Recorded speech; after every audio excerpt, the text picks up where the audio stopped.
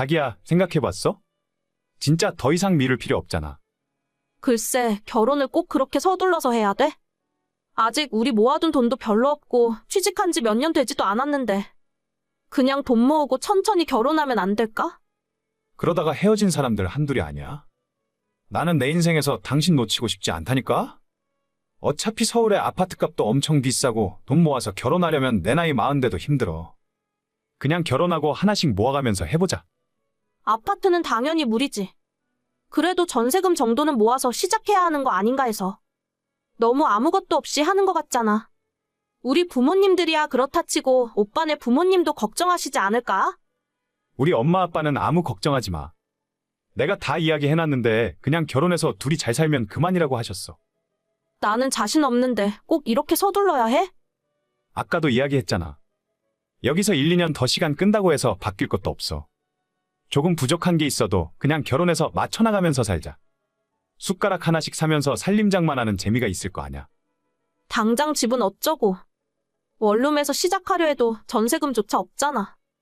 요즘 전세대출 잘 나와. 아무 걱정 안 해도 돼. 지금 내가 가진 돈 조금 있으니까 이 돈에 대출 좀 받으면 방 2개 있는 빌라도 전세 구할 수 있을걸? 대출도 다 갚아야 하는 돈인데. 어차피 나중에 집을 사더라도 대출 받아야 하잖아. 월세보다는 전세가 낫지. 집은 내가 알아서 할 테니까 아무 걱정하지 마. 어휴, 나도 이제는 잘 모르겠다. 어떻게 하는 게 맞는 일인지. 일단 나만 믿으라니까. 다음 주에 우리 부모님한테 인사드리러 가자. 내가 이야기했더니 얼굴 보고 싶으시대. 다음 주? 너무 빠른 것 같은데. 난 아직 마음의 준비가 안 됐어.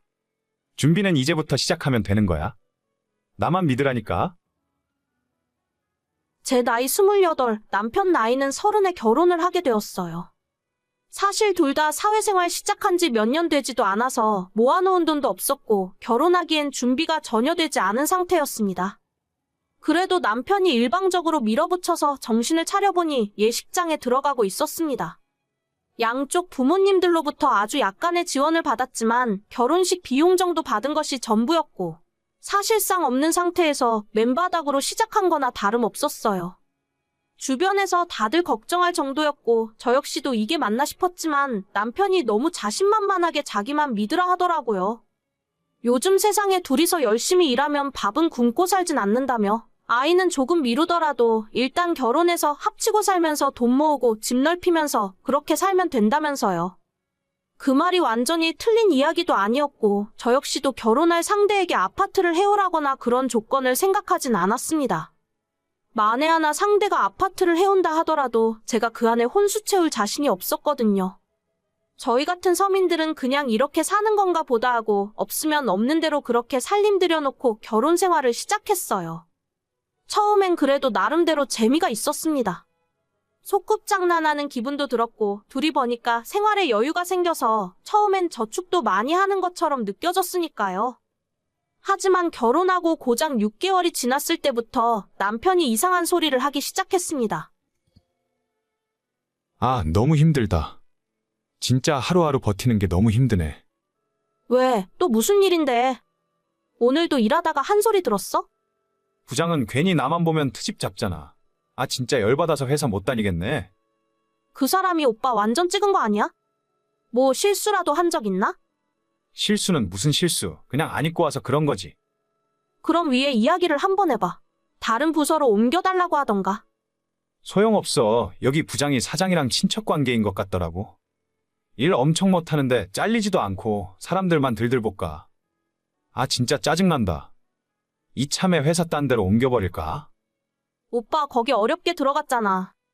그리고 그 정도 월급 받는 것도 찾기 힘들다면서? 그냥 좀 참고 다니면 안 돼? 나는 참고 싶은데 세상이 나를 가만히 두질 않는다니까? 뭐 잘 찾아보면 이 회사보다 좋은 곳이야 얼마든지 있겠지. 아니면 저번에 말한 것처럼 지금부터라도 공무원 시험 준비나 해볼까? 공무원 시험 준비하기엔 오빠 나이도 있는데 이제 시작해서 언제 합격하려고? 2년 정도 빡세게 공부하면 되겠지. 나 학교 다닐 때 나름대로 공부 잘했어. 지금 우리가 20대 초중반도 아니고 그건 좀 무리인 것 같아. 그냥 지금 다니는 회사 열심히 다니면서 다른 곳 이직할 준비를 해보던가. 어차피 다른 데 가도 마찬가지야. 그 회사라고 마음에 안 드는 사람이 없겠어? 그래, 맞아. 다 그렇다니까.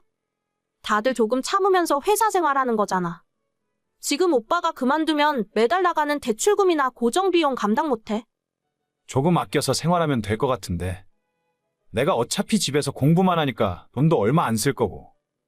딱 2년, 길어야 3년인데 너가 그동안만 생활비 부담하면 안 되나? 오빠, 우리 결혼하고 몇 달이나 지났다고 그런 소리를 해. 지금은 열심히 돈 모아서 대출 갚고 이사 가고 생활을 안정시킬 때잖아. 결혼하기 전에는 오빠만 믿으라며. 그런데 이제 와서 이러면 나보고 어쩌라고. 그러니까 내가 자기를 책임지기 위해서 공무원 시험 공부를 한다니까. 합격만 하면 평생 먹고 살 걱정도 없고 나중에 연금 나오니까 노후 문제도 다 해결되잖아. 그러면 그걸 좀 일찍 시작하던가. 이제 와서 공부하고 언제 합격해. 2년, 3년 공부해서 합격한다는 보장이라도 있으면 내가 눈 딱 감고 뒷바라지 해줄 수도 있을 텐데. 그래도 안 되면 이도저도 안 되고 오빠 나이만 먹는 거잖아. 아, 남들도 다 합격하는데 나라고 왜 못해? 3년도 길다. 2년이면 충분해. 공무원 공부하고 싶었으면 나랑 결혼하지 말았어야지. 난 같이 일하고 같이 돈 벌어서 사는 생활을 계획했는데. 결혼하자마자 이러면 오빠한테 속았다는 생각밖에 안 들어. 미안해, 알겠어. 그래도 시간 조금만 나한테 주면 할 수 있을 것 같은데. 그렇게 하고 싶으면 회사 다니면서 저녁 시간이랑 주말에 공부를 해봐. 정말 생각이 있으면 오빠 퇴근하고 야구 보면서 게임하는 그 시간에 공부를 했겠지. 그건 좀 힘들잖아. 아무튼 알겠어. 그냥 지금 우리 상황에 맞춰서 열심히 하자. 이따 퇴근하고 집에서 봐. 남편은 뜬금없이 공무원 시험을 공부하고 싶다면서 회사를 그만둘 것처럼 이야기를 하더라고요. 결혼한 지 겨우 반년도 안 지났는데 갑자기 이런 소리를 하니까 황당했습니다. 매달 들어가는 대출금도 있고 정해진 생활비가 있는데 그걸 전부 저보고 책임지라는 소리잖아요. 분명 자기만 믿고 결혼하자더니 이게 대체 무슨 소리인가 싶었죠. 그러던 어느 날 남편이 기어코 사고를 치고 말았습니다. 여보, 나 그냥 질러버렸어. 도저히 이렇게는 못 살아. 무슨 소리야? 뭘 질렀는데? 방금 사직서 내고 나오는 길이야. 부장이 아침부터 잔소리 하길래 그냥 너나 잘하라고 들이받고 나와버렸어. 뭐? 진짜 그만둔 거야? 그렇다니까. 이제부터 공무원 시험 준비할 거니까 말리지 마. 어차피 회사도 그만뒀으니 빼도 박도 못해. 갑자기 무책임하게 이러는 경우가 어디 있어? 걱정하지 마. 공부할 때 드는 비용은 내가 알아서 할게. 퇴직금이 2,500만 원 정도 되니까 이 돈이면 한 달에 100만 원씩 쓰더라도 2년 동안 버티고 공부할 돈은 되잖아. 그 안에 공무원 시험 합격하면 되는 거 아니야? 아니, 그건 그냥 오빠 공부하면서 용돈 쓴다는 소리잖아. 당장 다음 달 대출금은? 이번 달 월말에 관리비랑 전기세는 어쩌고? 우리 보험금은? 먹고 사는데 쓰는 돈은 어쩌라고? 뭐 그거 얼마 안 되잖아. 그냥 너가 좀 내주면 될 것 같은데. 공무원 시험 합격만 하면 내가 호강시켜 줄게. 공무원 시험 합격만 하면 당장 연봉 1억씩 받아? 아니, 그렇다고 해도 나는 납득 못해.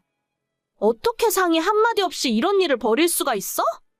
우리 부부가 맞긴 한 거야. 아니, 합격하면 되잖아. 합격하면 평생 직장 생기는데 뭐가 문제야? 그런 오빠의 태도가 문제라는 거야. 난 이렇게 책임감 없는 사람이랑 살고 싶지 않아. 당분간 우리 생각 좀 하자. 나 친정에서 지내고 있을 테니까 연락하지 마. 자기야, 내가 2년 만에 합격한다니까? 이 정도 뒷바라지도 못 해줘? 저희 결혼할 때 집 문제가 어떻게 될지 몰라서 혼인신고는 조금 천천히 하기로 했거든요. 나중에 집 사게 되면 혹시라도 혜택 받을 수 있을까봐 그랬던 건데. 이제 와서 생각해보니 그게 얼마나 다행인지 모릅니다. 별거를 시작한 김에 그냥 헤어지기로 했어요.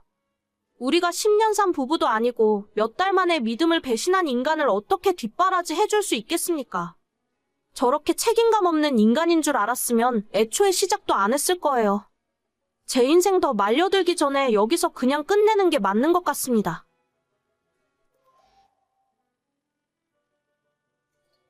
민경아, 맨날 누워만 있는 것도 애한테 안 좋다더라. 좀 걷기도 하고 집안일도 좀 하면서 움직여. 요즘 조금만 걸어도 너무 힘들어서요. 그렇다고 맨날 누워만 있으면 어쩌냐? 저번에 TV 보니까 그 누구냐? 연예인 와이프는 새 쌍둥이 임신했는데도 혼자서 잘만 돌아다니더라. 누가 너 좋으라고 운동하라는 거냐? 뱃속의 아이 때문에 걱정되니까 그러는 거지. 알겠어요. 나가서 하기 힘들면 밀린 집안 청소도 좀 하고 이불 빨래도 한 번씩 해. 몸에 땀이 날 정도로 한 번씩 움직여줘야 한다더라. 알겠어요. 제가 알아서 운동할게요. 맨날 말만 그렇게 하고 누워만 있으니까 답답해서 그렇지. 저번에도 내가 불쑥 찾아갔더니 남산만한 배 까놓고 거실에 누워서 자고 있더라. 오전에 집에서 집안일하고 잠깐 낮잠 잔 거예요. 맨날 저렇게 말만 잘해요. 됐다. 내가 말을 말아야지. 제가 임신 8개월, 9개월 차 때 배는 남산만해지고 몸을 거동하는 것조차 힘들고 부담스러울 때였는데도 시어머니는 항상 저한테 잔소리를 하셨습니다. 안 그래도 첫 아이, 첫 임신이라 모든 것이 불안하고 무섭기만 한데 시어머니까지 옆에서 저러시니까 더 겁나고 매일 기분도 좋지 않았어요. 남편에게 당신 엄마 때문에 스트레스 받으니까 제발 연락 좀 못하게 막아달라고 해도 다 며느리랑 뱃속의 손자 걱정 때문에 그러시는 거라며 저보고 조금 참고 이해해 달라더군요. 신혼생활 2년 할 동안에는 제 얼굴 볼 때마다 언제 아이 가질 거냐고 그 난리를 치시더니 아이 가지고 나니까 태교 똑바로 하라며 매일 연락을 하셨어요. 잔소리를 무시하려고 해도 제가 읽고 답장할 때까지 카톡을 보내시니까 노이로제 걸릴 것 같더라고요.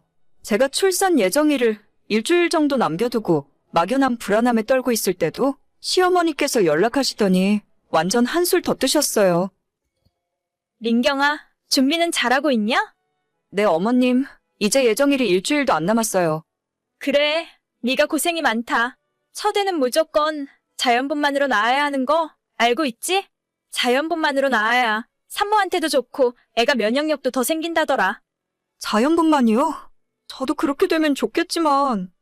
아니야, 무조건 자연분만이야. 첫째를 자연분만으로 낳으면 나중에 둘째는 더 쉽게 낳을 수 있어. 너한테도 좋고 아이한테도 좋으니까 무조건 자연분만으로 낳아야 한다? 몸에 칼 대는 건 의사들 돈 더 벌려고 괜한 짓 하는 거니까 끝까지 자연분만으로 낳겠다고 얘기해. 네, 한번 노력은 해볼게요. 시모한테 협박에 가까운 강요를 듣고 예정일을 기다리고 있었는데 3일 남겨두고 갑자기 진통이 오는 바람에 급하게 아이를 낳게 되었어요. 저희 친정이랑 시댁 모두 지방에 계시기 때문에 일단 남편과 함께 병원에 도착해서 유도분만을 진행했습니다. 그때 당시에 워낙 아프기도 하고 정신이 없어서 잘 기억은 안 나는데 중간중간 시어머니께서 남편에게 전화를 해서 반드시 자연분만으로 아이 낳으라고 몇 번이나 당부를 하시더라고요. 하지만 출산 과정 중에 약간의 문제가 생겼고 계획에 없던 제왕절개로 출산을 하게 되었습니다. 제가 끝까지 낳고 싶다고 이야기해봤지만 아이한테 위험한 상황이 생길 수도 있다는데 저로서는 어쩔 방법이 없었어요. 그래도 낳고 제 아이를 눈으로 보고 난 후에는 아무런 생각도 안 들고 건강하게 태어나줘서 고맙다는 마음뿐이더라고요. 남편이 제 옆에서 시어머니에게 출산을 알리려고 스피커폰으로 전화를 걸었어요. 드디어 아이가 건강하게 태어났다고 말씀을 드렸는데 시모의 첫 마디가 축하한다, 수고했다 같은 말이 아니라 자연분만으로 낳았냐고 물으시더라고요. 시모의 이야기를 듣자마자 온몸의 피가 차갑게 식는 것이 느껴질 정도로 기분이 더러웠어요.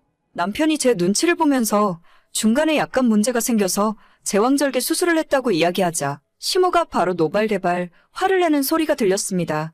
자기가 그렇게 이야기했는데 애 하나 똑바로 못 낳냐면서요. 뜻밖의 시모의 격한 반응에 남편이 깜짝 놀라며 전화기를 들고 병실 밖으로 뛰쳐나갔지만 이미 저는 들을 욕을 다 들은 상태였죠. 제가 어머님한테 칭찬 들으려고 아이를 낳은 건 절대 아니지만 몇 달 고생하고 배 아파서 아이를 낳았는데 저런 말 들으니까 너무 섭섭하고 분한 마음이 밀려왔어요. 잠시 후에 남편이 돌아와서 자기 엄마가 하는 말을 너무 귀담아 듣지 말라고 위로했지만 그런 말이 제 귀에 들어올 리가 없었습니다.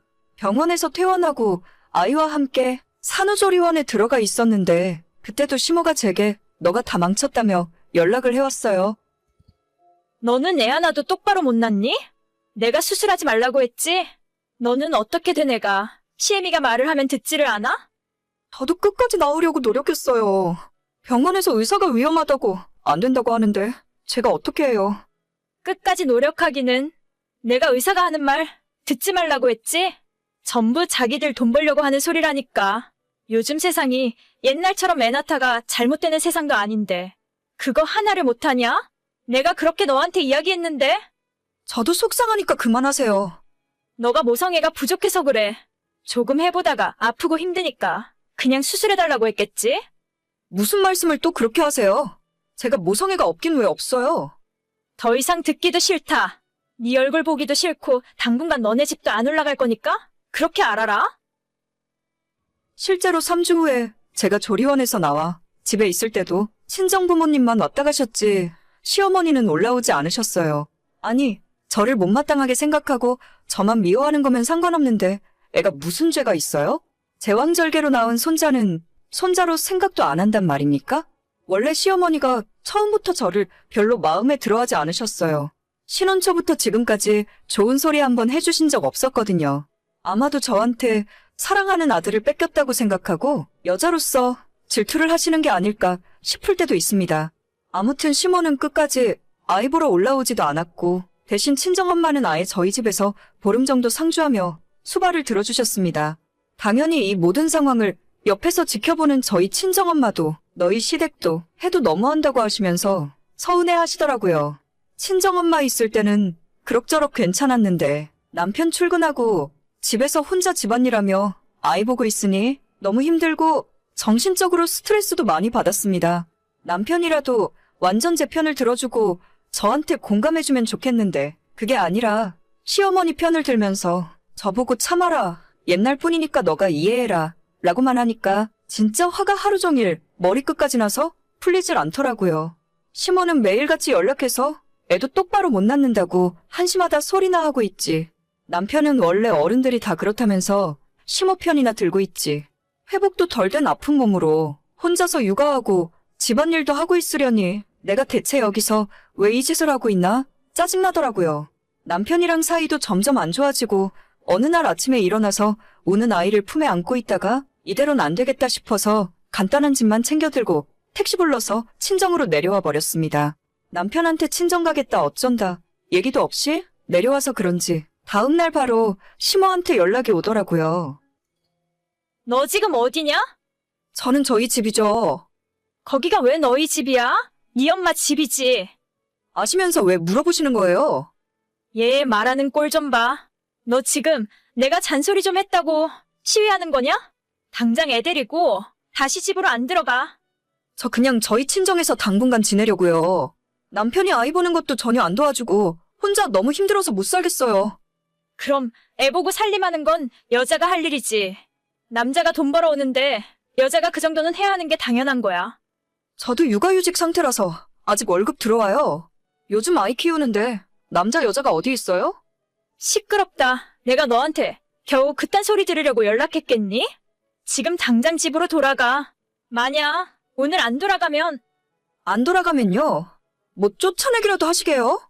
안 돌아가면 내가 너 가만 안 둘 줄 알아. 너 같은 며느리는 우리 집안에 필요 없으니까 애만 놔두고 나가. 싫어요. 제 배 아파서 낳은 아이인데 어머님이 무슨 상관이세요? 애 낳고 지금까지 한 번 보러 오지도 않으셨잖아요. 이제 와서 할머니 노릇하려고 해봤자 늦었으니까 손자 볼 생각 하지도 마세요. 뭐라고? 애초에 너가 내 말만 잘 들었어도 이런 일까진 없었어. 계속 잔소리 하실 거면 저는 이만 연락 끊을게요. 번호도 차단할 거니까 앞으로 저한테 전화나 카톡도 보내지 마세요. 내가 너를 가만 놔둘 것 같아? 저는 지금 2달째 친정집에서 지내고 있습니다. 남편이 매주 찾아와서 제발 돌아와달라고 빌고 있지만 현관문 앞에서 아빠랑 저희 오빠가 쫓아내버리는 중이에요. 집 나온 뒤로 아이 얼굴도 한 번 안 보여줬고 시모한테도 당연히 보여준 적 없죠. 남편이 정신 차리고 누구 편에 줄을 설 건지 확실하게 정할 때까지 저는 앞으로 계속 친정에서 지낼 겁니다. 어차피 육아휴직 2년 풀로 채워서 쓸 거라서 그때까지 여기서 지내도 아무 상관 없어요. 그쪽에서 하는 거에 따라서 애가 2살 될 동안 남편이랑 시모에게 안 보여줄 수도 있죠. 그러게 가만히 있는 사람을 왜 이렇게 나쁜맘 먹게 만드는지 모르겠어요. 누구는 성질이 없어서 못 내나요? 시모는 번호 차단해버려서 저한테 연락도 못하고 친정부모님 연락처를 드린 적도 없어서 답답해 미칠 지경이겠죠. 언제 저한테 숙이고 들어올지 끝까지 기다리고 있겠습니다. 오늘의 사연은 여기까지입니다. 구독과 좋아요, 알림 설정은 많은 힘이 됩니다. 다들 행복하시고 좋은 하루 되세요.